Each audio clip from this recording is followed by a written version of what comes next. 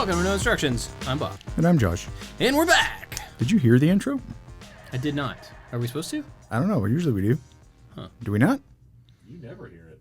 Never mind. Weird. Hi. If y'all wore headphones like podcasters, then maybe. Whatever, man. Yeah, we did. I'm hope sure the there was people an heard intro. Yeah, probably was. How's it going? It's going good, man. How are you? I'm doing pretty well. We tried to record last week, and we got in here. We got all set up. Everything was ready to go, and then the wall fell down. Yeah, the wall fell on me. Some of the panels came loose. It was hot. It was really hot that day. That's an exterior wall, and I think some of the sticky that we used to put up there just gave up. So I nailed the crap out of it, so now there's no more sticky. It will never come down. But anyway, we're back to recording. All better. So, More has happened since we were going to record. I don't even remember when that was. Neither do What I. was happening last time? Because I think the both of us thought, and Megan was right, we thought that we had an episode in the can that we had recorded but hadn't released. Yeah. And I don't know why we both thought that. And the two of them, Anthony and Megan, said, no, we don't. We're like, no, I'm pretty sure we do. Yeah, I don't know. And then there was a civil war.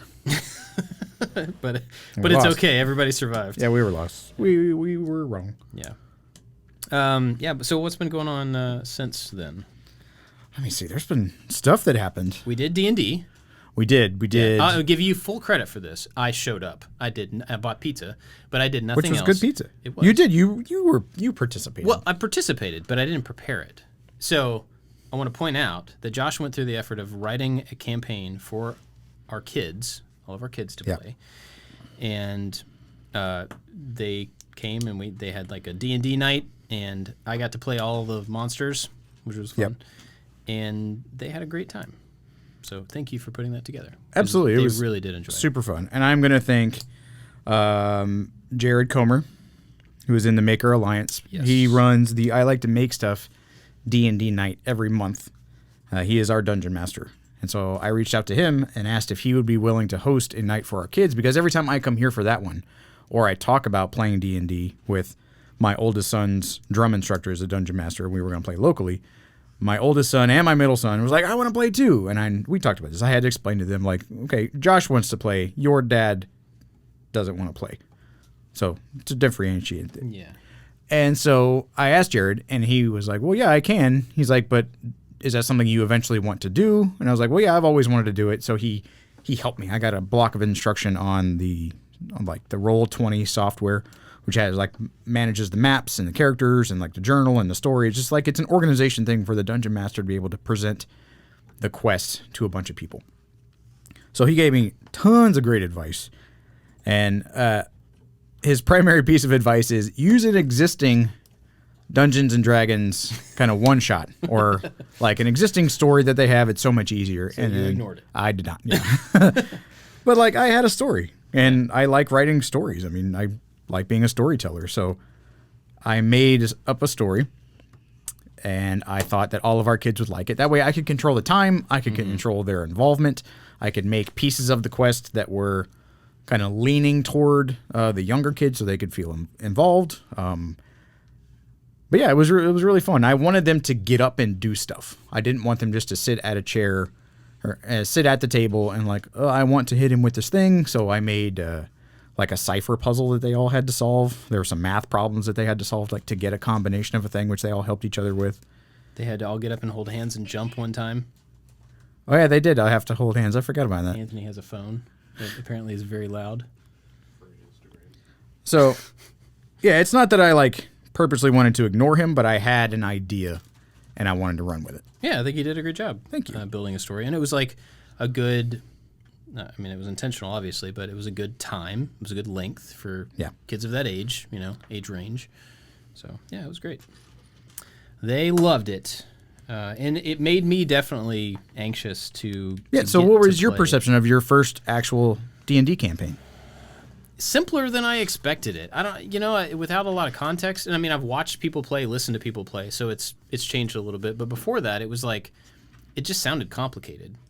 It sounded like there was just a lot of, you had to know a lot going into it, and you don't really. The perception of this setup, and even the first time we set up, it's homework.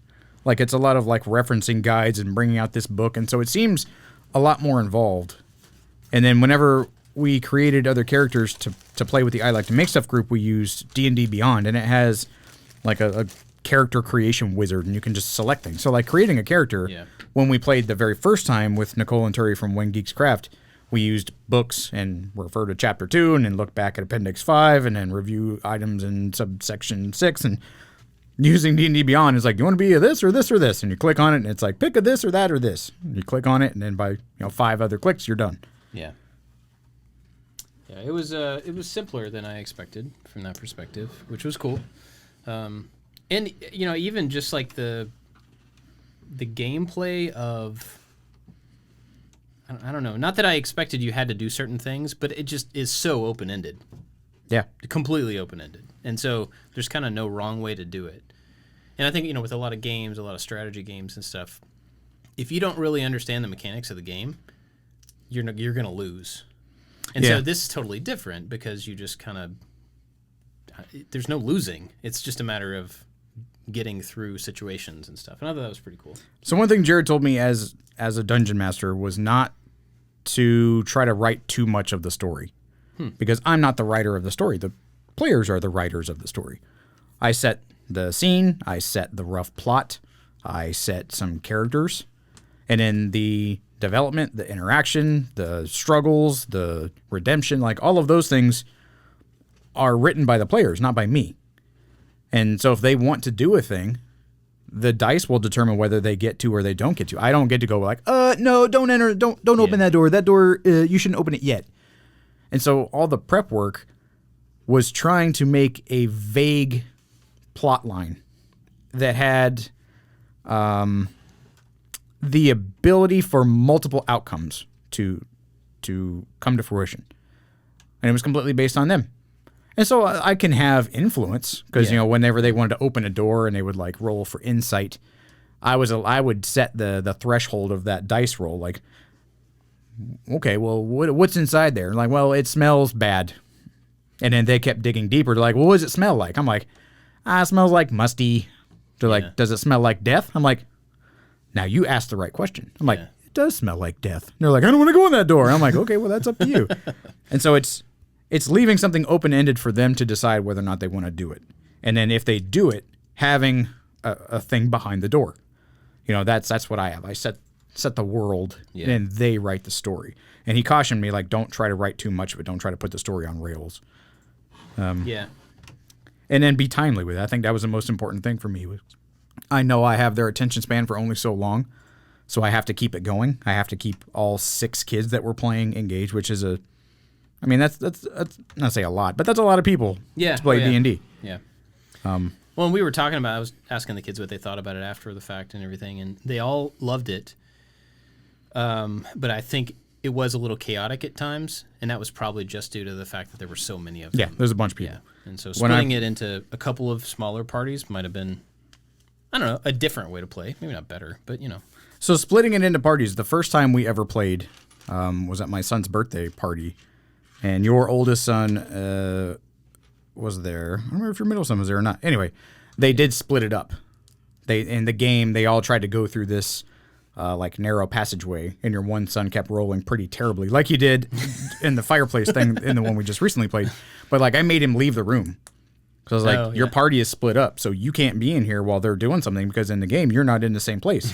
So I made him leave the room, and then he came up with his own story outside the room, while the rest of the group came up with their strategy inside the room.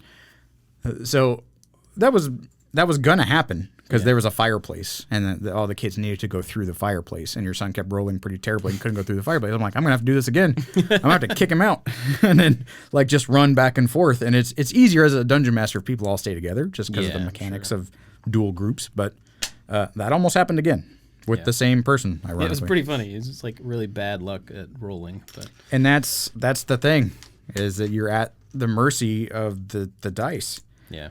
And we played the I Like to Make Stuff D&D campaign was a couple days before. It was after the Maker Alliance hangout. I don't remember. But I rolled pretty terrible. Like I have a gigantic Goliath character who can smash stuff, and you'd think he'd be overpowered, but you roll a 2, and the whole plan that I have as a character goes right out the window and something terrible happens. Yeah. And so that's the fun of it, is that you you're in a world that you don't understand or you don't make up and you don't really know the consequences. And then it's the luck of a dice roll to determine whether or not you succeed or you fail. And I think it's fun. Yeah, yeah. I'm looking forward to playing as a player, as a character. Separately, I saw on Instagram that you're starting a new base. Yeah. Yeah. Another base, huh? What's different about this one? The base that I currently have that I like very much is a bit thin. So it's probably half-inch thinner than it should be. And that extra material gives support to the neck. And so the neck on the base that I play, the action is never quite right. The action is the height of the strings off of the fretboard. And so I can't really slap that bass because the strings are kind of high. And I've shimmed the neck like 3 or 4 times and tuned the truss rod and done all those things. But because there's not a lot of material underneath the connection from the body and the neck, it's kind of weak right there. Gotcha. So this one is going to be made out of the ugliest piece of wood that I had in my shop.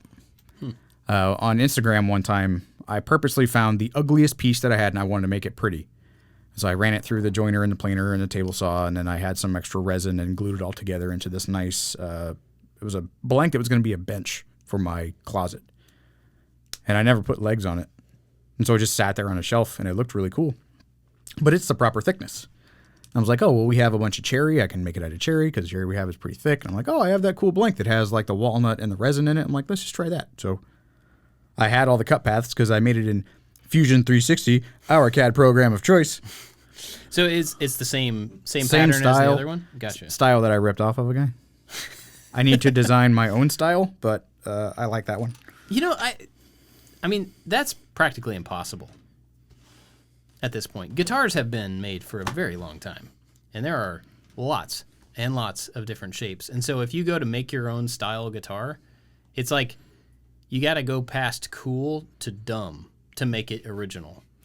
You know what I mean? Yeah. Like it's got to have like spikes for no particular reason, or like a skull face hanging off the bottom of it.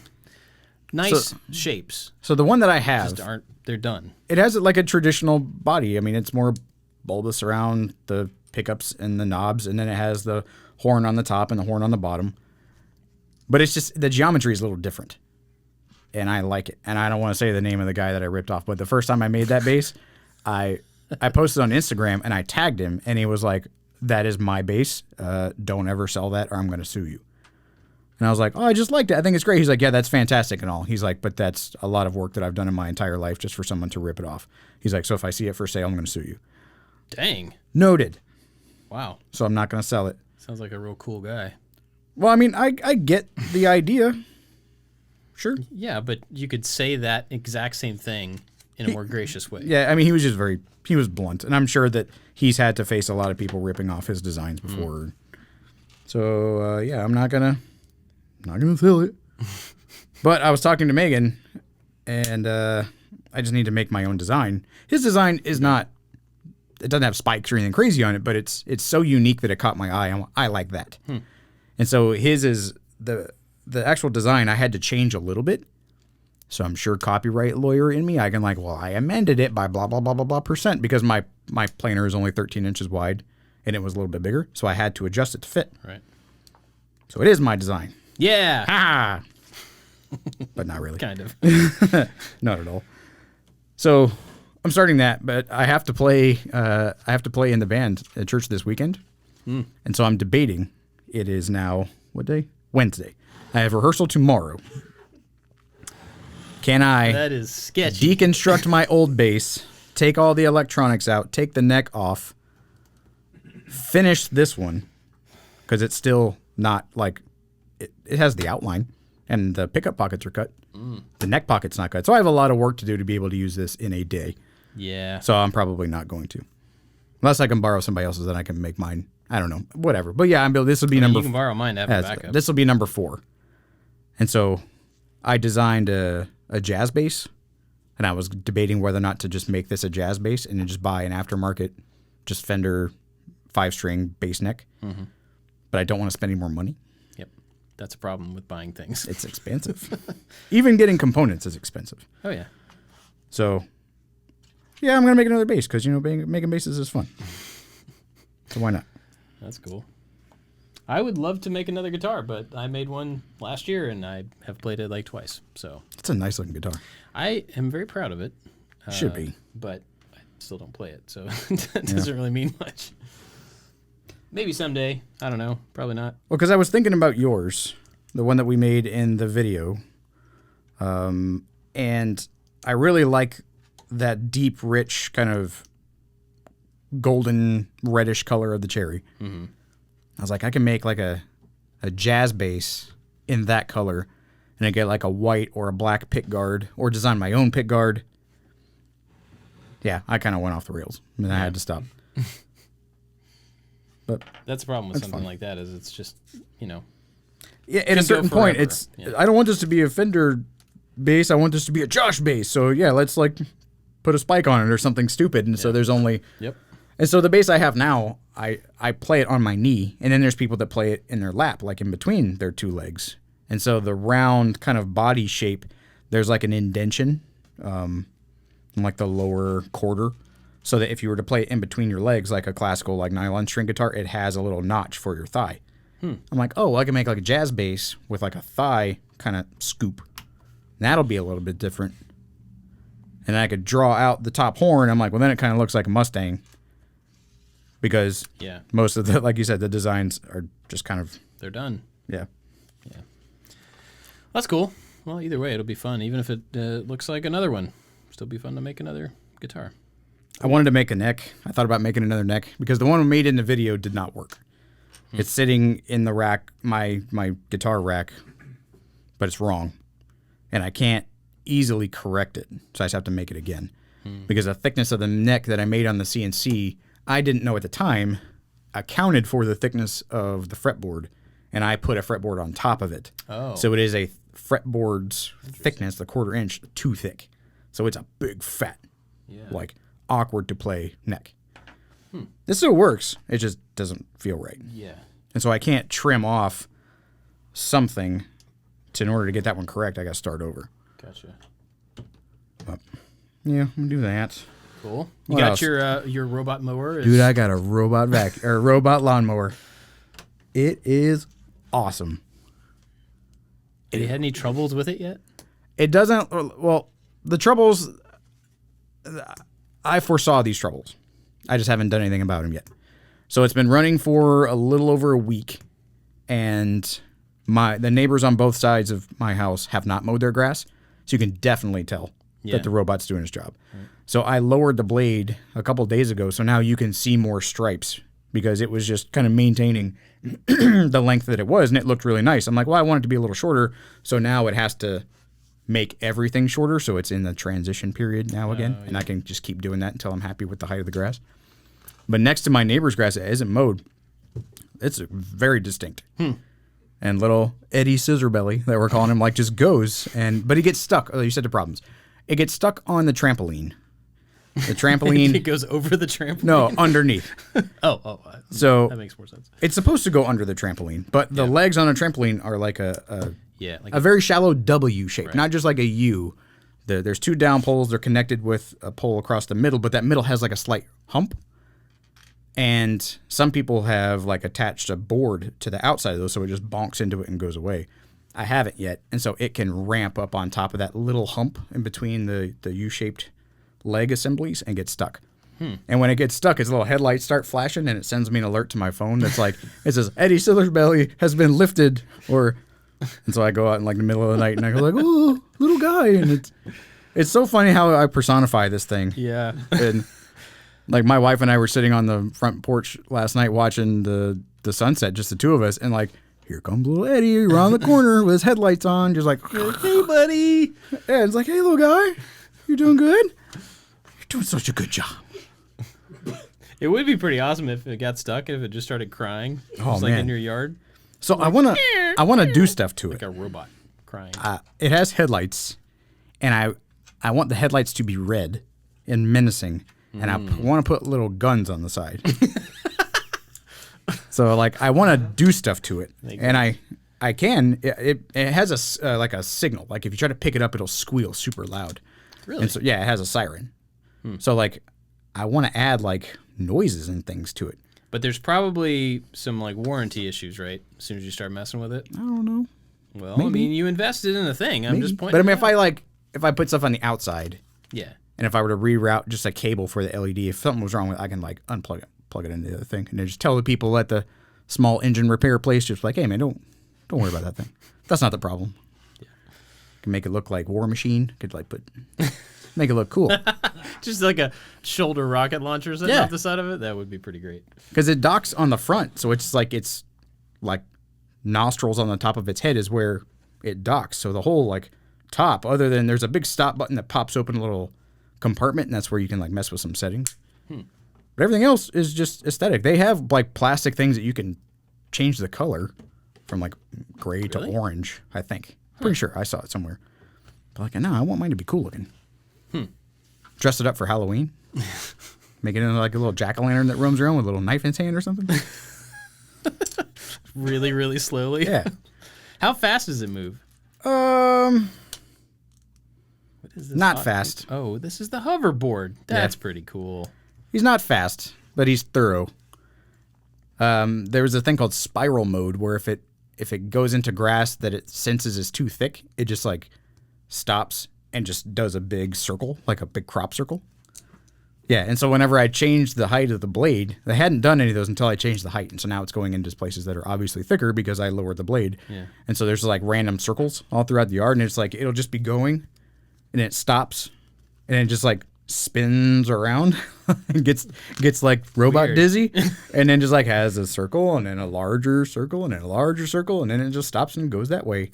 Huh. And it reminds me of like a puppy and a little kid just like playing. It's just like, I'm mowing, and then it just stops and it's like, what's over there? And turns some ridiculous way and just goes some other direction. But all of those lines overlap because it mows every day. So I have it set to, I think it's 8 p.m. to 8 a.m. So it mows in the middle of the night and you can't hear it at all. That's cool. And so I just wake up and like the grass is mowed. But it does have to eventually overlap all the different areas. And some people I can understand don't like that idea. Yeah. I wanted it to have the nice clean lines, but there aren't any yet to have nice clean lines. So I get what I get. You know, every time I mow my yard, I do it in the fastest, most haphazard, just like, I want to get all of the grass cut. I don't care about a pattern. I don't care about circles. I don't care about anything. I just And this thing is for you. And every time I mow, I'm like doing crazy circles and just getting around things, and I can look around the neighborhood and I'm like, yeah, those people care about their yard and those people care about their yard. Oh well, we're those people. 'Cause But- I just want to get it cut. After the first week, so like I decided to lower. I looked around my yard. I'm like, the grass is mowed. Yeah. It's not like. I guess I can see somebody's satisfaction, you know, when you're all sweaty and gross after you finish your mowing, and you look and you're like, there's all my nice little stripes, and that just adds to the satisfaction of lawn care, I suppose. But for me, Yes. I went, is the grass mowed or is the grass not mowed? Check, it's mowed. Good. I don't have to care about it anymore. And so I just looked out and I'm like, the grass is taken care of, and I didn't do it. Yeah. And I didn't have to pay my neighbor to do it. The robot does it. And it's great. Yeah, that's pretty cool. This thing came with a cauldron. We're still, by the way, we're still both working on Yep. the DeLorean Lego sets. It came with a cauldron. Oh yeah, for your potions. I guess so. Well, what else is going on? Anything outside of Mowerland? D&D. There was robots. There was something else. Your kids have been out of school for a while, right? No, they have a couple more days of school. Oh, Are your okay. kids out of school? Tomorrow is their last day. Huzzah. I think my kids have like 5 or 6 days. There's a thing on the marker board our kids keep updating. You could ask my middle son and he could recite it back to you right now. But I don't know how many days. Yeah, this is like the last week of school, so every day the kids are just like, well, I don't have anything to do today. We're going to go to the playground, or we're going to the trampoline park, or like, wow, they really don't do anything the last like 2 weeks of school. Man. They have like movie standardized testing. Yeah, yesterday, my oldest son was like, yeah, we watched part of animated Lion King. This is in 8th grade. We watched part of The Lion King in this one class, and then this other movie in this other class, and then this other movie in this other class. 3 separate movies they got going. Yeah, but they only get to watch chunks of movies. Yeah, You need that's to true. coordinate. Yeah, just like pass the VHS tape from room to room. Yep. As they go. The VHS. You got to wheel that big cart with a gigantic TV that's cargo strapped down. I remember, to completely switch gears, I remember those carts going around when we were growing up. Big chunky TVs on top of those carts. I remember being at the same school that my kids go to, my younger kids, in 3rd grade, going into, what was her name? I can't remember her name now. I can picture her, but the math class, my 3rd grade math class, teacher left, came back and rolled in a TV and plugged it in, and the Challenger had just exploded. Oh, man. And we watched.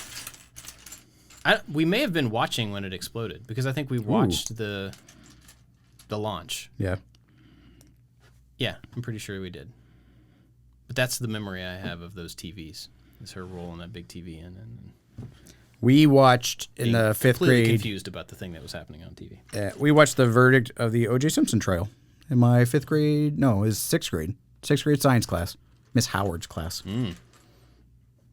That's all I remember. That's a strange thing to watch in science class. There's another thing we watched in that class. Did you guys have laser discs or did you have VHS tapes? I think probably just VHS. I don't remember having Laserdisc at school. I think I've talked about this, but I watched Ben Affleck's very first movie on Laserdisc in Yes, science class. you have talked It was about this. The Voyage of the Mimi, which was a survival shipwreck educational movie that I did not realize that Ben Affleck was in the movie. I don't know when it was filmed, but I was in the 6th grade. And it's stuff that, like, as a survival instructor later in life, I still reference that movie. Really? Yeah, there's a lot of good stuff in that movie. When we watched it on Laserdisc, and I remember, like, it blew our mind. That she had to look on the back of this gigantic box and a huge remote control and was like, we need to go to scene, boop, boop, boop. Yeah. And it just went to it. We're like, what? How did you do that? And she had to wear these gloves and, like, to put the Laserdisc in the Laserdisc player. And she made everybody sit on the edges of the room so that nobody was close to it. I was like, this thing is a big deal. We've talked about Laserdisc before, right? We've had to, I'm sure. Megan doesn't know what a She laser doesn't disc know is. because you don't know what a Laserdisc is? She's making a face like, nope, she doesn't know what a laser disc is. Anthony knows what a laser disc is. Okay, well, so there was Back in our day. yeah, when I was your age, there were VHS tapes, and then around the same time that those came out, maybe a little bit after, the Laserdiscs, and they were the size of a vinyl record, Yeah. and it was a video disc. They're huge, and one movie was at least 2 or 3? 2 discs, I think. Yeah. I know some of them were 3, Yeah. and it was like they were this big. They were huge. Yeah, it was a And the player DVD was like version of a record. Yeah, yeah. Yeah. It was huge. And I don't remember that the quality was any better or anything. They just didn't degrade because it didn't have like a tape. Oh yeah, there you go. And you didn't have to rewind it. And I think that was the coolest thing. Mm-hmm. Yeah. Yeah, she had the gloves on. Anthony's pulling some up. If you're watching the video, you should probably see what Laserdisc is. But she had to like hold it from the edges. Lost in Space on Laserdisc. And I remember when I went Stargate. I went to college, and UCF had a microchips lab where they would produce their own silicone microchips. And I remember seeing these people like through the giant window into this clean room, like with these huge silicon sheets. And I remember going, I was like Miss Howard with that laser disc. Yeah. I bet she got super threatened by the principal. Like, don't you dare ruin this thing. It cost Yeah. us so much money. But she didn't have to rewind it. And I think that's what blew all of our mind. Yeah. So my uncle, my mom's brother, has always been into technology. Like he's a big fan of Apple stuff. So he always had new Macs. Like I remember when like the first PowerBook came out, he had that, and he still lives in DC. So every time he would come down for a holiday, he would always have the newest camera or the newest, Apple product or the newest whatever. And so one time when I was very young, he came home for Christmas. We all went to my grandparents' house, which is in the middle of nowhere. Yeah. In like very small town Kentucky. And they're already in their 60s probably at this point. And so he shows up with a Laserdisc player and gives it to them like, you all should have this Laserdisc player. This is appropriate gift. Yeah. And so just like left it there and then a bunch of movies. And then every time after that, every time he would come visit, he would always bring more Laserdiscs. And I always thought even as a kid, I thought it was so strange that this kind of old farmhouse type home in a very small town with really old people. They had a Laserdisc player, and I didn't know anybody else who had one anywhere. And so they had this big collection of movies. I remember them having all the original Star Wars movies, Ooh, on which Laserdisc? I have, and they're very inexpensive to buy on eBay, just so you know. Okay. Yeah. So it's not a thing. No. Got it. But I remember them having them at the time, and Dark Crystal. They've got to be the originals, though. Yeah. The So the ones that special- people are trying to covet on VHS, Yeah. you've got the originals on Laserdisc. Yeah, I just don't have a player, so it makes it pointless. But they had like, gosh, I remember watching Stripes Oh, yeah? the first time as I was probably like 7 years old or something. Shouldn't have been watching Stripes, but I remember watching Stripes with a couple of my uncles. And there were a couple other movies around that same time period Yeah. that, were brand new at the time that came out on Laserdisc. But I get, anyway, I mean, say to get a board table, if you're going to talk about a new format, like there was Betamax and there was VHS, and it all kind of went and fought. Yeah. But you had to have furniture in your house that was specifically designed to like house all of your VHS collection. Mm-hmm. And so someone with a Laserdisc, like it's digital, you don't have to rewind it. Like yes, all those things. They're like, how big is it? They're like the same size as a record. It'll fit on your record player stand. I'm like, perfect. yeah, that had to have been why it worked, because it was like a familiar form factor. Yeah. Had to have been, because otherwise it was very expensive, and You had to be very careful with it. yeah, or real fragile. So I mean, just like a CD. Like if you scratch a CD, like we only watched a couple. I don't remember what else we watched besides Voyage of the Mimi. But I imagine that if you were to scratch a Laserdisc, like you were just kind of done. It's just like scratching a DVD. I guess just skip. I don't know. Worse. I don't know. And probably exactly the same. My kids, when they watch movies on an actual like a Blu-ray or a DVD, and it's scratched from, all the travels and stuff we've done, and they're not nice with them, they freak out so bad because they're so used to watching just a digital version of a thing. Yeah, there's like no way to make it skip. Yeah. It's messing up. I'm like, well, it's because it's scratched. Yeah. Blu-rays are actually pretty good about that. They have some. That was one of their big selling points, is that they had some special coating. It's difficult to scratch. Well, I mean, from handling, obviously use something sharp, but it's difficult to scratch them just by touching the surface. But anyway, I don't know how we got talking about that. Laserdiscs, super cool. Oh, we were talking back in the day in school and watching Yeah. movies. That's how we got there. Yeah. Yeah. So we're into school. Jenny and I were talking last night. All the kids are, not all of the kids, the older kids are at like transitional points Because one's about to go into high school. as people. Yeah. Just yeah. oldest is going into high school next year. My daughter is, and she's like deciding what she wants to do next year in school and changing sports and stuff that she's kind of identified with, like, oh, I'm a gymnast over the last several years. She's not a gymnast anymore. Oh. And so she's letting stuff go to take on other stuff, which is cool. I Right. mean, I'm glad for her. But we're at a point right now where they're all beginning to change a lot. And not just the change from like 7 to 8, where it's like, oh yeah, they look a little bit different. Or Yeah. they're moving from phases of life from this one to that one. And it is becoming far more real than it You got ever one has that's going before. into middle school now, right? Yeah. So we're gonna be at 3 schools next year. Which is gonna be awesome. Yeah. I can't wait for all. But yeah, we already have a really hard time keeping up with like all of the different practices and the different events and band concerts and choir concerts and piano recitals and all of the things that all of them are doing, and now they're going to be at even more locations next year. So that will be interesting. And my daughter is taking on multiple sports. She's letting one go and then taking on multiples, which is just her. Well, I'm glad that I could introduce them to Dungeons & Dragons at such a weird, pivotal time in their life. Yeah. Because some friends from high school and I got into like a group text chat. There's 4 or 5 of us. And I was talking about playing D&D. And I asked them, like, why didn't we play D&D back in the day? This seems like something that we would have really gotten into.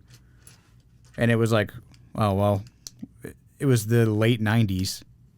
And so it wasn't as popular as it was in the 80s, and it wasn't as popular as it is now because it's retro and fun, and it's, podcasts and TV shows and whatever. We're just kind of in the lull. I'm like, well, it's really fun, and I don't know if I now could convince high school Josh to play Dungeons and Dragons because there's a weird stigma about it. And so I'm glad that I could introduce your kids to a thing to hopefully reduce a stigma on something that was pretty fun. Yeah, I think they're at the point where they're not quite, they don't realize that they're too cool for things yet, for as many things as they will, Yeah. Yeah, so I'm glad that they're giving stuff like that a shot. It's funny, yesterday I was, my oldest and I were out running some errands, and randomly he goes, I think I like Star Wars more than all of the rest of the kids. So is it a competition in your house? I don't know. It seems that at anybody's house, it may be a competition in your house. That's true. But it was funny because he brought that up out of nowhere. I don't know why. And I said, well, why do you think that is? And he's like, I don't know. I just think I understand it more. Okay. And then he moved on to something else. And I, at the end of the night, was sitting there going like, what does that mean? It's like, what do you think that means, Yeah. For somebody of that age to be like, I understand Star Wars. You understand the filmmaking, the politics, I don't know. Being secluded on a desert planet without your dad, longing for things and... So I missed that part of it, and we never got back around to it. But it was just kind of a weird little... Like, he was proud of the fact that he understood Star Wars more than his siblings. I get it, I Dad. get it. So my son came up with a list of stuff that he wanted for his birthday, and third on the list was a lot of cucumbers. Yeah. Huh. Yeah, so, I say that only to... go, I'm not going to look that deep into my kids' desires. Because, sure. Yep. Yeah. Okay. Yep. Right on.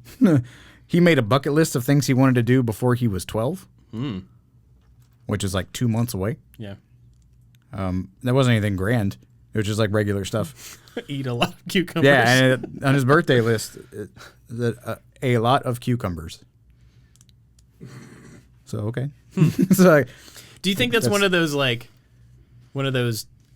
look how weird I am funny things? Because I know a lot of kids do that. They'll just say something that's intentionally, for my 17th birthday, the first birthday, or the first year, I guess, that I was dating my now wife. We'd only been dating for like a week. I asked my mom for a swimming pool full of pudding because I think it would be fun to jump into it. And she got me like a Barbie pool and filled it full of pudding. And then Mark Rober goes and does it and gets like a bajillion views whenever he puts Jell-O in a thing. Like, it's the same deal. Yep. And so it's kind of the same thing. Like, I could see that, but he really likes eating cucumbers. Like, if he wants a snack, he's like... good. Yeah, but like a cucumber is like cucumber size, and he just goes and takes a knife and just like cuts a hunk off of it and sticks it back in the refrigerator and starts gnaw on the hunk. Yeah. So now we have to use that cucumber. Like the clock is ticking for that thing now, just because he wanted a snack. So maybe he just wants his own independent cucumber stash. Did I ever tell you God, about kids are weird. my Barney birthday party? No. Okay, so I'm old. Yes, I know. Everybody in the room that's here that's not on the camera can just go ahead and say out loud that they know I'm old. Yes, I'm old. When Barney was at like popularity level, like with kids, I was in high school. Right. Okay. It was my little sister's thing. Yeah, it was like way before me. So these after. two over here, they were Barney generation. So when I was 16, Barney was really big with little kids. Mm-hmm. And it was one of those, oh, look how funny I am things. Let's have a Barney birthday party as my 16th birthday party. So, it was supposed to be dumb. It was supposed to be funny. And my parents bought Barney plates and stuff. And so we just had a bunch of people over the backyard and played basketball and, volleyball or whatever. Everybody's in the backyard. In my parents' house, they have a deck. The basement opens up to the backyard. So what is the first floor is the second floor on the back of the house, right? Right, because the yard slopes down. Yeah, you have a yard walkout basement. Right. And so the deck is above that. So the deck is looking down on the backyard, basically. So we have all these people over, and I took like 4 watermelons and sprayed them purple with spray paint, and then yellow made polka dots all over them, thinking that they're like dinosaur eggs. That's funny, and then we can eat the watermelons. Adorable. Except that when you spray paint a watermelon, just for future reference, the paint soaks in through the skin and gets into the meat of the watermelon. So we take one of these things. So it's a paint melon. Yes, it's super disgusting. And so we cut one of these things open, and we're like, oh, well, that's not going to work. And therefore, that's like our watermelon for the party. My birthday's in July, so, it's hot outside. We need watermelon. If you ruined a watermelon at a party that my wife is at, she's getting mad and leaving. Yeah. Yeah. So what we did, since we couldn't use the watermelons, and I thought it was so funny as a 16-year-old, we had everybody gather around the little concrete pad that's our basketball goal, right down from the deck. And I got up on the deck like I was going to, thank everybody for coming to my party. Everybody gather around. Everybody get, around the outside of the thing. And everybody's around. And I'm, up there like I'm going to give some speech or whatever. And then my brother and I just start taking these watermelons that are useless and throwing them into the middle of the concrete. And when you throw a watermelon from a second story onto concrete, it explodes in a really cool way. And so we had 3.5 of these to throw. And we easily got 2 of them thrown before everybody started running. But it was pretty cool because it just, they'd shatter and shoot everybody with really gross watermelon juice that they couldn't eat. So My daughter would have eaten it. She wouldn't have cared. it smelled like the paint, like not just the outside, the spray paint smell, but the actual meat of it smelled like that. It was super gross. Oh, yeah, she would have made a funny thing, but she would have eaten half of that watermelon and just muscled through it. She doesn't care. Yeah. I thought you were gonna have an Almost Famous moment and crowd dive off of the. No. Okay. No. I was gonna let you tell your story and not interrupt it with something far more grand. No, we just got to throw watermelon at everybody because we couldn't eat it. That was The it. Barbie Pool birthday, we went to go see a concert, and for us, I guess for you too, you would have to drive to go to the big city to go see concerts. We had to go drive to Pensacola, and Pensacola did not have the frequency of good shows. And we went to my favorite restaurant, McGuire's, the hat that I normally wear. And there were a bunch of us, and there was this one kid that was kind of like the tag-along, kind of weird stoner kid. The kid that, when we made a potato gun, he was like, I think I can hit that potato with a baseball bat. And then we ended up shooting him with a potato gun. That dude, he was like a hobbit. Oh, cool. But we went to McGuire's, and it's an Irish pub kind of steakhouse, but he didn't bring any money.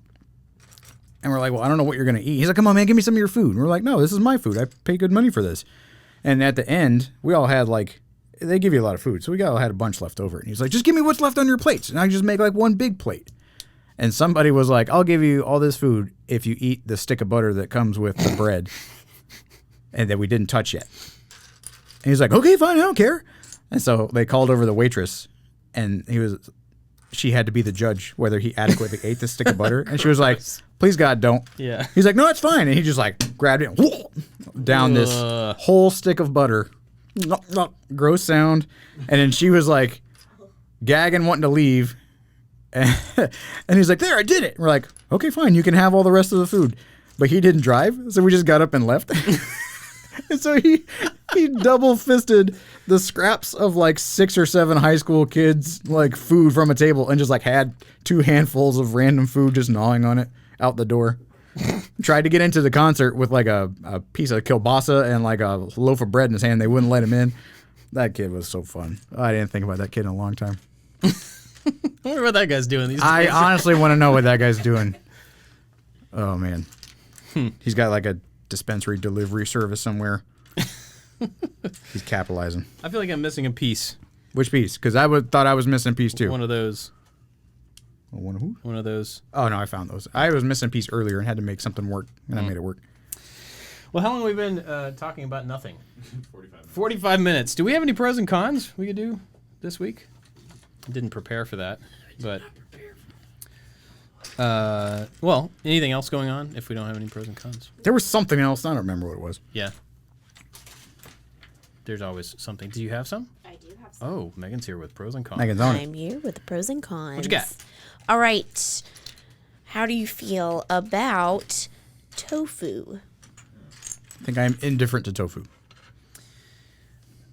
I think, yeah. Because tofu takes on the flavor of whatever Exactly. you put it in. It is indifference Yeah. embodied. Exactly. It has no identity. It is nothing. And so it will take on whatever you give it. Yeah. So you have to be more specific. So it's like, Yeah. you want peanut butter and jelly with tofu. Oh, gosh. Or like tofu curry. Yeah. I mean, tofu curry, I've had that before. It's not bad. No, it's not bad at all. I mean, it's just like, it's like a gummy nothing. Yeah, I mean, if you crumble it up, it's pretty much ground. It's a ground protein. Yeah. I mean, you ground meat or ground pork or ground beef or ground pork or whatever in a flavored dish. You don't really get the beef and the pork Yeah. flavors, just like you don't get the. And somebody's out there going, "Yes, you do," but whatever, I don't. So I'm indifferent to tofu. Yeah, Got it. I agree. Thoughts on pre-distressed jeans? As a father who buys jeans for my daughter who prefers them to have holes in them, it's frustrating. And I call her a poser. I'm like, because I'm standing there with holes in my jeans, and I'm like, I worked for these holes. I get a hole in my right. This brings up a totally different thing. We should talk about Sherlock Holmes sometimes. That was not where I thought you were going to Yeah, go I with know. this, but okay. Okay. That's like a whole different conversation. All right, remind me, a whole different conversation. So, I just get to call her a poser because she buys the holes in her jeans and I work for mine. And, it's frustrating though because she is at the age where she's like, goes to pick out clothes and she wants very specific clothes. Mm-hmm. And so, not only, I mean, I totally get that like having a fit of jean is important, but it's past that. It's like, well, between these two exact same pairs of jeans, I want that one because the holes are cooler than these, and that's frustrating. Do you know how those holes are put on those jeans? I saw a video recently. With a laser. Well, that's They're awesome. put on with a laser. That's not the video I saw. Roll them across a conveyor belt and a laser, not a diode laser, a fiber laser, and carves it in there. Really? Yep. And it has like a couple different patterns so that they're not all the same. But if you had the box of jeans that you get from wherever and you lay them out, you can categorize them. Crazy. So I saw a video it was like on a reel or something recently, and it was a clothing factory, and it was all these little bits of how they do certain finishes and stuff. And they had these like fake leg things where one person grabbed a pair of pants and pulled them up onto these legs, and then the other guy had a sander, like a belt sander. Yeah. And would just go zoop, zoop, zoop, zoop. And it was more wear, I guess, than holes, but he was wearing spots in certain areas. And then these legs spun around, like, off the hips, and then somebody pulled the pants off, and then it spun back around, and they put another, so totally different thing. But anyway, I'm going to say hard con. Okay, Josh. I put a hole in my right knee of almost every pair of pants that I own, Yep. like naturally. So Are you left-handed or right-handed? right-handed. But when I kneel down, I seem to put more. I don't know, but it's always my right knee. Okay, so that leads to the Sherlock Holmes thing. Okay. So I like to... Trying to figure out how to say this without sounding really pompous, because that's not the point. That I'm observant, right, of a lot of things, and I've Right. always really liked Sherlock Holmes, and I think because I grew up reading Sherlock Holmes, I started noticing things and all of the different silly, ridiculous things that Sherlock Holmes notices about rooms and stuff. I started going like, oh, I should pay attention to that. I should start thinking about that. And so you can tell. The reason I asked if you were left-handed or right-handed is you can tell the hand that somebody is, their dominant hand, by which leg of their pants. If they have one knee that is worn through, they're often, I mean, obviously not always, they're often the opposite hand. So it's weird that yours are right, because I'm left-handed, but my right knee always wears out, because when I bend down, I favor that side so that my left hand is, like if I'm doing work with my left hand, and I bend down with my right knee stuck out. So it's bending the leg more. Okay, so it stretches more. Yeah. Mine is the abrasion, so I lean down and I put my right knee on the ground. Yeah. Anyway, so recently when I was talking to my daughter about the pants, I was noticing that all of my pants have the hole on the right knee. Every single one of them. They never wear on the left knee. And I was like, well, why is that? And so I started going down the path of, well, when I am working that knee always stretches because I'm left-handed and I lean this particular way, and then I kind of worked backwards into the thing. And I added that to my list of, here's the thing you should start paying attention to when you see people with holes in their pants. If they're like not If they're purchased, real. yeah, if they're real, if they're earned, because it's just one of those things that like, you know, I don't know. Well, I earned the money to buy my holy jeans. Yeah, sure.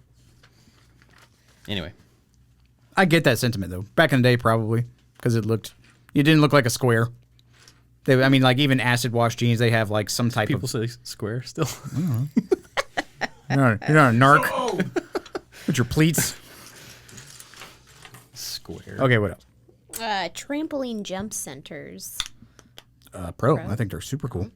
Do you jump when your family goes to them? I did. I used to. And about a year and a half ago, and like backflips are not a big deal, even at my old age. Oh, wow. Backflips are not a big deal on a trampoline.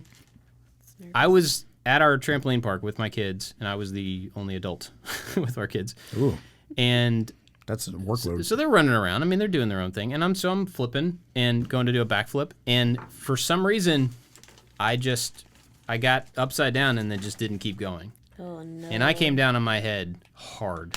So hard that the attendant, who was, pretty far away, was like, "Hey, dude, are you okay?" Your scorpion's pretty great there, man. And so I stood up with my, I'm about to throw up because that hurt so bad look. And I thought, and I kind of waved, and I'm like, "Yeah, I'm all right." And trying to catch my breath and lean in and going, "I think I might have broken my neck." And it hurt so bad. So bad. It's probably why people your age should not be. No, stop it. Well, so they've got the big pit, and so I like to Yeah. do the jousting on the pit and just assert my dominance over all the kids. Oh, yeah. That's fun. Yeah. Yeah. But that was the last time I've been on a trampoline. And I hate the fact that it made me feel like I don't want to feel that again. Like, I'm not old. I'm very active. I do lots of stuff. But that is a feeling that I do not want to have again. And there's no amount of fun from jumping on a trampoline that would make that pain worthwhile again. The You can promise jump of and fun not is do not worth it. flips. Yeah. Yeah. Yeah, jumping, not flips. Yeah, that's. Yeah. But overall, I agree.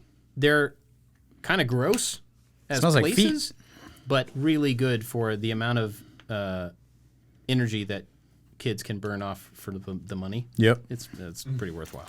I like places So. Me too. that allow people to go like, you know what, kid? Just go. Yeah, everything here is soft. Yeah. Have fun. Just go. I'm your parent, and I've tried to protect you from all things in life, and I'm just going to throw that away for the hour that we're Yeah. allowed to be here in your special socks. So you have to pay for it extra separately. I'm missing a piece. I really don't like this. All right, what else we got? One more? Two more? I don't know. One We'll keep- more. whatever. Two more. How do you feel about fountain pens? I have made several fountain pens. Like actual fountain pens, Yeah. like dipping in the... Oh, no. Like, it's the quill on the front, not that you have to have an inkwell. Oh, okay. I don't really know what a fountain pen is So specifically. fountain pen, it has the quill like shape on the front. Yeah, You can they come in kits and you can make them. but they have ink inside them. Yeah, right? they have Okay, ink all right, cartridges, cool. pre-filled cartridges.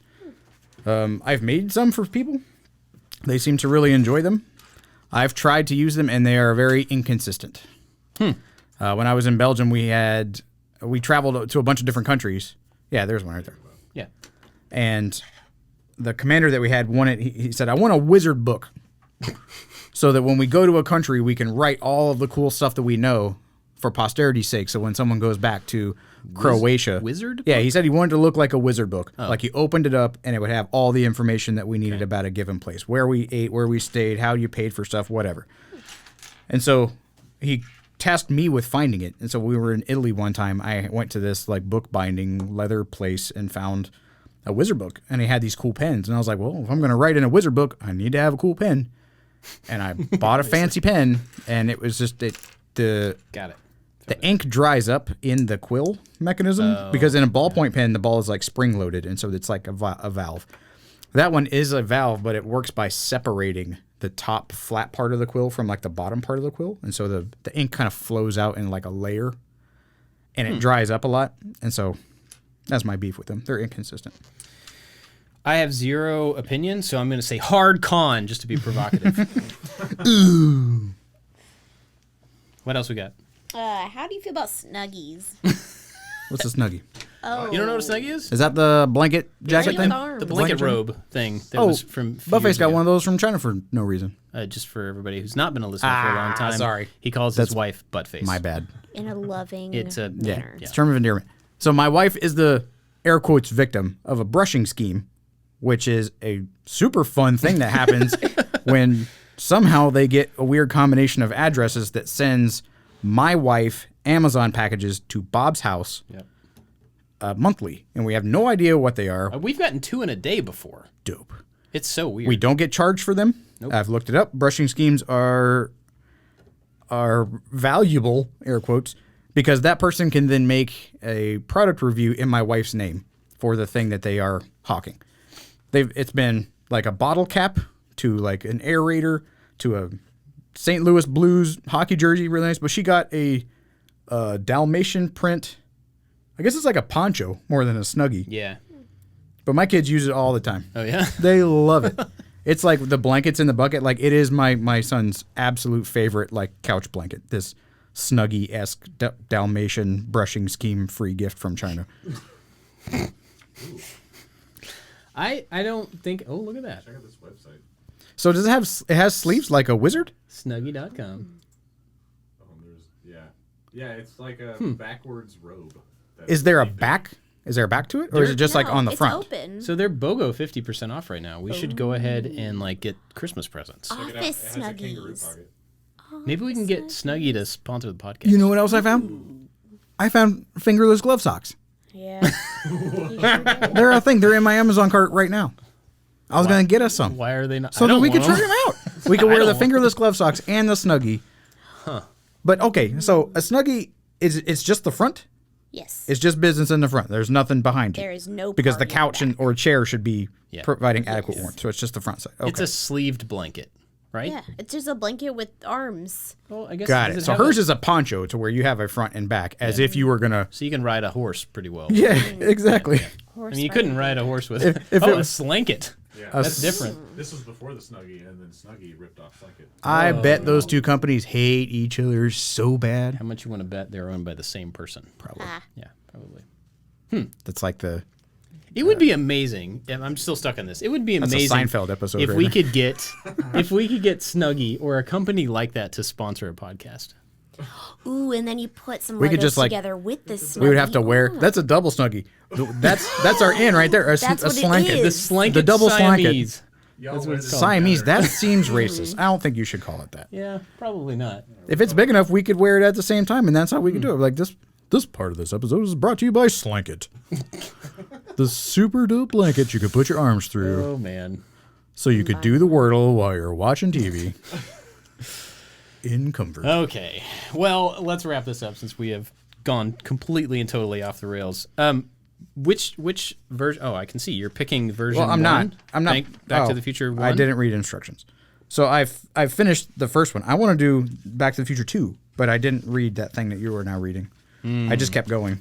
Yeah, 'cause I wasn't gonna paying do attention. 2 now, but now I want to do a different one than you're I doing. want so to do we 2. have- Where's number 2? Page 254. Okay. Well, we'll both do that same one. Okay. Cool. Is this well, an episode's worth? Or am I going to finish this right now? I mean, there's not much left, but I'm gonna save it for next time because I've got multiple sets to work on. So I'm just gonna. Okay. I'll do a couple next time. All right. Well, big thanks to couple what? everybody. Other things or A this couple, thing? I'm gonna save this for next episode. Okay. And I'm gonna finish this and start back on the Vespa next time. It's easy for me whenever I'm doing metadata. I can just put Bob and Josh are working on this one thing, so I'm going to do the next one too until we Okay. split. Night. Okay. Yeah. There you 'Cause go. I'm lazy. And before the next episode, I'm also gonna order the Optimus Prime Lego set. Man, that thing looked awesome. I am very excited about that. As a Lego nerd and a Transformers nerd, that's pretty great.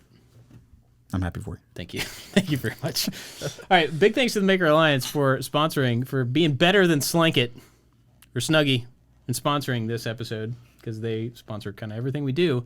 The Maker Alliance is an awesome community of people who help us out and run D&D campaigns and hang out on the Discord and all sorts of stuff.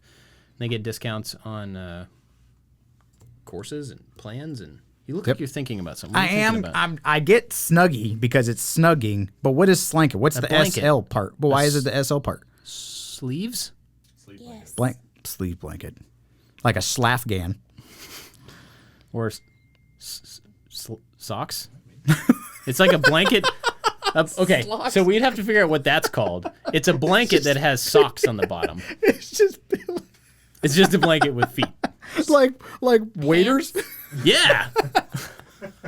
Like you're going fishing and you What need would- some bib waders. what would Those- that- those are but it's flannel. Slocks? Slocks. Yes. That sounds terrible. That's going to be our company.